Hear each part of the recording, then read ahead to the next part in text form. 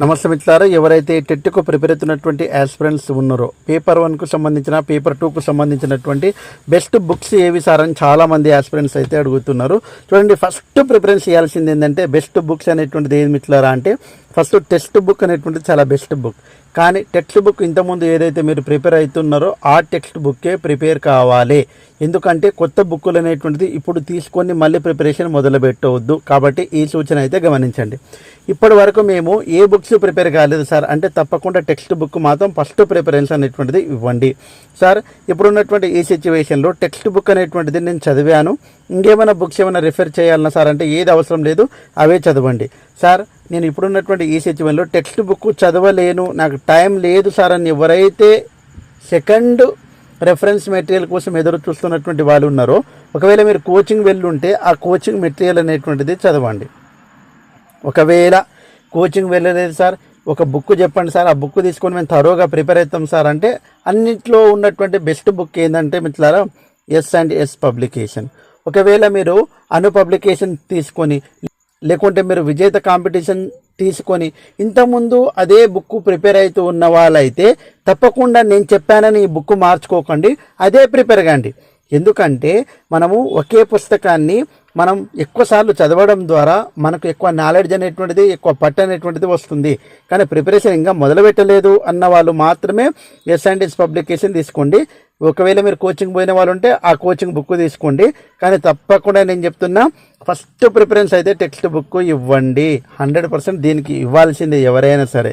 Next కామన్గా మనకు TET paper 1 paper 2లో 120+ మార్కులు సాధించాలని బలమైన కోరిక ఉంది. కాబట్టి ప్రాక్టీస్ ఆర్ మోడల్ టెస్ట్ అనేటువంటిది తప్పకుండా రాయాల్సిందే.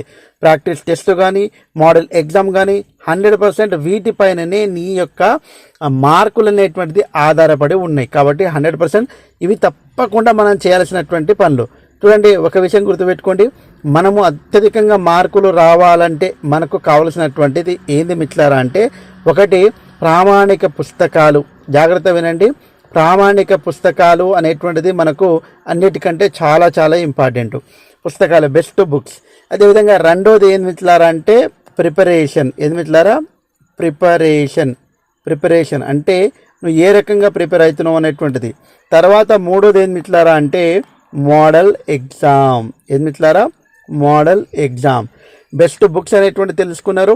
నీ ప్రిపరేషన్ అనేటువంటిది ఎలా ఉండాలి 45 days అనేటువంటిది వీడియో తప్పకుండా ఆ వీడియో చూడండి మీరు. అదే రకంగా మోడల్ ఎగ్జామ్ అనేటువంటిది ఒక 4 నుంచి 6 మోడల్ టెస్టులు రాయాలి. రాస్తే ఏమవుతుంది సార్ అంటే మనం ఎక్కడ వీక్గా ఉన్నాము, ఎక్కడ స్ట్రెంగ్తన్గా ఉన్నాము, ఏ సబ్జెక్ట్లో ఎన్ని మార్కులు వస్తున్నాయి, ఏ సబ్జెక్ట్లో మనము ఇంకా పెంచుకోవాలి అనేటువంటిది నీకు తెలిసేటువంటిది ఏంది మిత్రులారా అంటే మన యొక్క మోడల్ ఎగ్జామ్.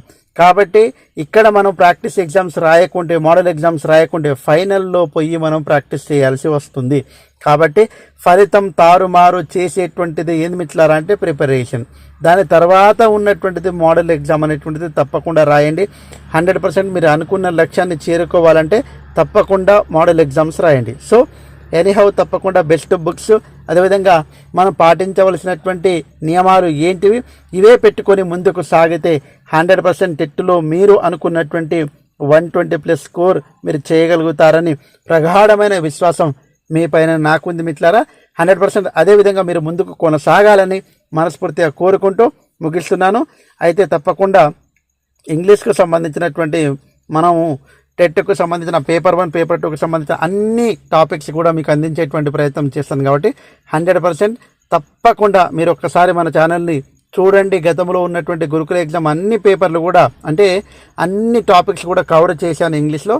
సో ఎనీహౌ తప్పకుండా టెట్కు సంబంధించినటువంటి టాపిక్స్ అన్నీ కూడా తప్పకుండా మీకు అందించేటువంటి ప్రయత్నం చేస్తానని మనస్ఫూర్తిగా కోరుకుంటూ, అదే రకంగా మొదటిసారి వీడియోని చూస్తున్నట్లయితే తప్పకుండా ఒక లైక్ అయితే ఇవ్వండి. మీరు ఇచ్చేటువంటి లైకే నాకు ఎంతో మోటివేటింగ్గా ఉంటుంది, మరికొన్ని వీడియోస్ చేయడానికి అనుకూలంగా ఉంటుంది. కాబట్టి సార్ లైక్ ఇచ్చి సబ్స్క్రైబ్ చేసుకుంటారు మనస్ఫూర్తిగా కోరుకుంటూ ముగిస్తున్నాను. జై Hind. Thanks for watching. All the best.